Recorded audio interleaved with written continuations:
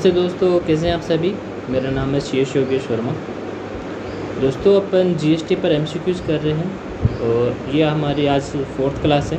इससे पहले हमने 3 क्लासेस कर ली है और उसके अंदर हम क्वेश्चन नंबर 1 से 90 तक कंप्लीट कर लिए हैं। आज हमारे नेक्स्ट 30 क्वेश्चन है और आज हमारी 4th क्लास है। तो आज हम देखेंगे क्वेश्चन नंबर 91 से 120 तक। हमारा जो फर्स्ट क्वेश्चन है वो है first discussion paper which format the basis for GST in 2009 was released by the empowered committee. जो फर्स्ट डिस्कशन पेपर था एफडीपी, वो किसने रिलीज़ किया था 2009 में? एम्पावर्ड कमेटी द्वारा। नेक्स्ट हमारा क्वेश्चन है roll out of GST require constitutional amendment because जो हमारा जीएसटी है वो स्टार्ट हो रहा था तो उस समय बहुत अपने को दिक्कतें वगैरह आ रही थी। उनकी क्या क्या वजह थी? Existing law were cascading, the powers of levy were exclusive, there are separate laws for goods and services। all of the above हमारा करेक्ट आंसर है। नेक्स्ट हमारा क्वेश्चन है works contract under GST is goods used in work relating to.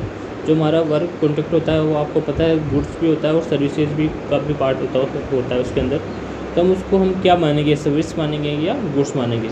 तो हमारा जो C answer है वो correct answer है। Immovable property treated is supply of services. Next हमारा क्वेश्चन है IGST deal with. IGST 2 case में डील करता है। एक तो अपन इंटरस्टेट सेल करते हैं या अपन इंपोर्ट करते हैं। इंपोर्ट अगर कोई गुड्स या सर्विस करते हैं उस केस में हमारा जीएसटी लगता है, और अगर इंटरस्टेट करते हैं यानी एक स्टेट से दूसरे स्टेट में तब भी आईजीएसटी लगता है। तो हमारा जो सी आंसर है services tax on imported service is the correct answer. Next हमारा क्वेश्चन है the turnover limit of ₹50 lakh for composition scheme is not applicable to the state of Uttarakhand. Uttarakhand में जो कंपोजिशन की स्कीम है वो 50 लाख वो अप्लीकेबल नहीं है। नेक्स्ट हमारा जो क्वेश्चन है a supplier is liable to get registered under GST is aggregate turnover in a financial year crosses 40 lakh in state of UT other than special category state. Special category state के अंदर जो registration की limit होती है only for goods 20 होती है, और अगर आप अदर देन स्पेशल कैटेगरी में अगर आप गुड्स की सप्लाई करते हैं सिर्फ गुड्स की, तो उस केस में आप अगर आपका टर्नओवर 40 लाख के अबाव है तो आपका जीएसटी में रजिस्ट्रेशन होना कंपलसरी है। और अगर आप सिर्फ सर्विसेज देते हैं या गुड्स एंड सर्विस देते हैं तो जो लिमिट है वो है 20 लाख, और स्पेशल कैटेगरी की उसके अंदर है 10 लाख। ठीक है। और जो हमारी क्वेश्चन है वो कहता है बोले कि किस केस के अंदर जो ये 40 लाख की जो लिमिट है वो हमें काउंट करेंगे। इंटर स्टेट में कोई लिमिट नहीं होती है, तो इंटर स्टेट में तो आपको स्टार्टिंग से जीएसटी रजिस्ट्रेशन लेना होता है। इलेक्ट्रॉनिक कॉमर्स ऑपरेटर और पर्सन लायबल टू पे जीएसटी अंडर व्यवस्था, इस केस में भी आपको स्टार्टिंग से जीएसटी लेना कंपल्सरी होता है। लेकिन इंटर स्टेट सप्लायर है उसको अगर जो टर्नओवर की लिमिट है वो 40 लाख क्रॉस होती है तभी उसको जीएसटी में लेना कंपल्सरी होता है। नेक्स्ट हमारा जो क्वेश्चन है registration under GST is not compulsory to. GST में रजिस्ट्रेशन लेना किसको कंपल्सरी नहीं है? तो casual taxable person, input service distributor, non resident taxable person, इन सभी को जीएसटी में लेना कंपल्सरी होता है स्टार्टिंग से। One of the following state does not fall under special category given under article 279 of the constitution. तो छत्तीसगढ़ है उसको स्पेशल कैटेगरी स्टेट में नहीं रखा गया आर्टिकल से। नेक्स्ट हमारा जो क्वेश्चन है exemption from registration is available to central state government department agriculturist A and B above none of the above. सिर्फ एग्रीकल्चरिस्ट है उनको ही एग्जेम्पशन लिस्ट में रखा गया है। नेक्स्ट हमारा जो क्वेश्चन है address for delivery. Address for delivery upon goods वगैरह की करते हैं तो कौन सी मानी जाएगी? तो जो रिसिपिएंट का जो एड्रेस होता है टैक्स इनवॉइस में उसको ही हम एड्रेस फॉर डिलीवरी मानेंगे। तो हमारा जो ए आंसर है recipient address mention in the tax invoice, उसको ही एड्रेस फॉर डिलीवरी मानेंगे। नेक्स्ट हमारा क्वेश्चन है when president assent was obtain for central GST. हमारी जो राष्ट्रपति की सहमति है वो हमें कब मिली सेंट्रल जीएसटी के लिए? तो हमारा जो D answer 12 April 2017, 12 April 2017 is the correct answer. Next हमारा क्वेश्चन है what is applicability of GST. GST कहाँ कहाँ एप्लीकेबल है? तो एप्लीकेबल है अपने इंडिया में, तो ये जो पूरा इंडिया है हमारा पूरा भारत है उसमें जीएसटी एप्लीकेबल है, तो all applicable all over the India is the correct answer.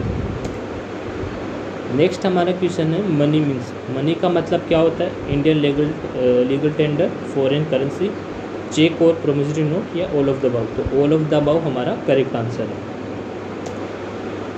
Non taxable territory means, non taxable territory का मतलब क्या होता है?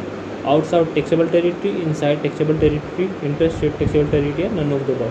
तो आउटसाइड टैक्सेबल टेरिटरी का मतलब क्या होता है? Non taxable territory. पर्सन के अंदर अपन किस किस को इंक्लूड करेंगे? इंडिविजुअल, एचयूएफ, एलएलपी या ऑल ऑफ द अबव। तो हम पर्सन की कैटेगरी में सबको इंक्लूड करेंगे, इंडिविजुअल हो चाहे एचयूएफ हो या एलएलपी हो। नेक्स्ट हमारा जो क्वेश्चन है, goods and service tax council referred in which section. जो हमारे जीएसटी काउंसिल है वो कौन से सेक्शन में इसको डिफाइन किया गया? तो 279 ऑफ द कॉन्स्टिट्यूशन में इसको डिफाइन किया गया है। Weightage of vote for centre at GST council. जो जीएसटी काउंसिल की मीटिंग होती है उसके अंदर स्टेट का भी जो मेंबर है वो इंक्लूड होते हैं और सेंट्रल की तरफ से भी मेंबर होते हैं। जो सेंट्रल की तरफ से मेंबर होते हैं उनका जो वोटिंग पावर है वो कितना होता है? 1/3 ऑफ टोटल वोट कास्ट। 1/3 होता है वो सेंट्रल का होता है और 2/3 होता है वो स्टेट का होता है। तो जो हमारा नेक्स्ट क्वेश्चन है, वेटेज ऑफ स्टेट, तो स्टेट का कितना होता है? 2/3 of total vote cast. Next हमारा क्वेश्चन है, the taxable turnover of below 1.5 crore SSC under control. अगर किसी के एसएससी का टर्नओवर है वो 1.5 करोड़ से नीचे है तो उस पर जो कंट्रोल हो वो किसका होगा? सेंटर का होगा या स्टेट का या दोनों का? तो इसमें ऐसे कोई लिमिट नहीं है कि अगर आपका इतना टर्नओवर है तो सेंटर आपको कंट्रोल करेगा या स्टेट करेगा, दोनों आपको कंट्रोल करेंगे, दोनों की अपनी अपनी पावर होगी। ठीक है, तो आंसर जो हमारा सी है, both A and B is the correct answer. Next हमारा क्वेश्चन है, वो is chairperson of GST council. जो जीएसटी काउंसिल की मीटिंग वगैरह होती है तो उस पर चेयरपर्सन कौन होता है? जो हमारा यूनियन फाइनेंस मिनिस्टर होता है। अभी जो करंट में हमारी जो निर्मला सीतारमण जी, वो है चेयरपर्सन जीएसटी काउंसिल के। तो हमारा जो C answer union finance minister. Next हमारा क्वेश्चन है, power to declare certain activities and transaction neither supply of goods nor services. जो कौन सी से शेड्यूल्स में इनको रखा गया है कि जो एक्टिविटी है, जो ट्रांजेक्शन होते हैं ना तो वो गुड्स की डेफिनेशन में कवर होंगे या ना ही सर्विसेज की। तो शेड्यूल 3 है हमारा correct answer. When GST council constituted, GST council हमने कब कंस्टिट्यूट करी थी? तो आंसर हमारा 15 सितंबर 2016।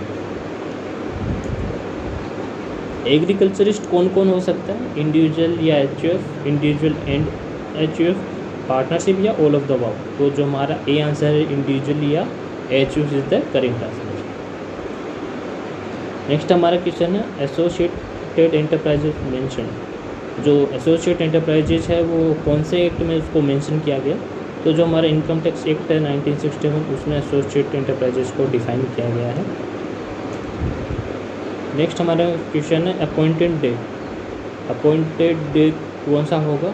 Date on which the provision of this act shall can come into the force. तो हमारा जो ए आंसर है वो करेक्ट आंसर है।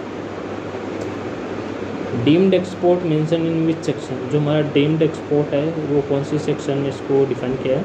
सेक्शन 147। जो सेज वगैरह होता है अगर अपन उनको सप्लाई करते हैं तो हम उनको डीम्ड एक्सपोर्ट मानते हैं। ठीक है, नेक्स्ट हमारा क्वेश्चन है, क्वार्टर मीन्स। जो क्वार्टर होते हैं वो कौन कौन से होते हैं? आप सभी को पता है, मार्च होता है, सितंबर होता है, अपना जून होता है और क्या होता है? दिसंबर। ये सब क्वार्टर के डिवीजन में होते हैं। नेक्स्ट हमारा क्वेश्चन है, tax levy in case of manufacturer under composition scheme. जो कोई मैन्युफैक्चरर वगैरह होता है तो वो कंपोजिशन में कौन सी रेट से टैक्स का पेमेंट करेगा? 1%, 1% उसको टैक्स का पेमेंट करना पड़ेगा। नेक्स्ट हमारा क्वेश्चन है, weather person opted for composition scheme collect tax under GST. जो कोई कंपोजिशन स्कीम में जाता है तो उसकी वो अगर सामने वाले से टैक्स कलेक्ट कर सकता है या नहीं कर सकता। आप सभी को पता है अगर कंपोजिशन अप करेगा तो वो सामने वाले से कोई भी टैक्स को कलेक्ट नहीं कर पाता, उसको टैक्स इनवॉइस वो है नहीं इशू कर पाता। उसको टैक्स इनवॉइस की जगह बिल ऑफ सप्लाई इशू करना होता है। तो जो हमारा सी आंसर है ओनली ए, यानी हम टैक्स को कलेक्ट नहीं कर पाएंगे, इज द करेक्ट आंसर। हमारा जो लास्ट क्वेश्चन आज का वो है, participation of ITC value chain in composition scheme. आप सभी को पता है अगर कंपोजिशन स्कीम है तो आप ना तो इनपुट को क्लेम कर सकते हैं, ना ही आप किसी से टैक्स का क्लेम कर सकते हैं। जो आईटीसी की चेन है वो अगर कंपोजिशन को आप सप्लाई करोगे या कंपोजिशन से आप कोई गुड्स परचेज करो तो वहाँ पर जो आईटीसी की जो चेन है वो ख़त्म हो जाती है। तो आंसर अपना without participation is the correct answer. ठीक है।